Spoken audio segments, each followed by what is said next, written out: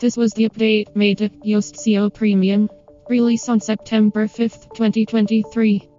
Yoast Seo Premium, version 21.1 CHANGELOG. Release on September 5th, 2023.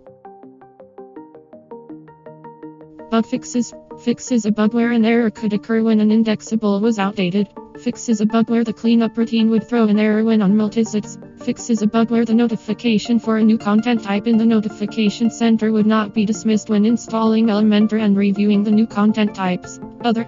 Adds an attribute to the link. See who contributed to open in a new browser tab located in the General tab.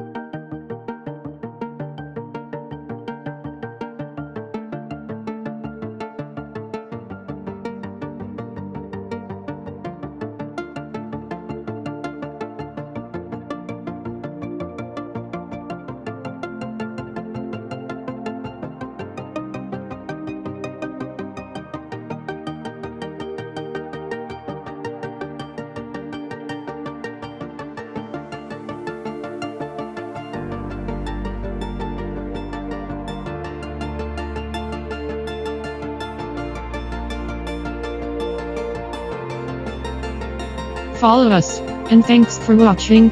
See you soon.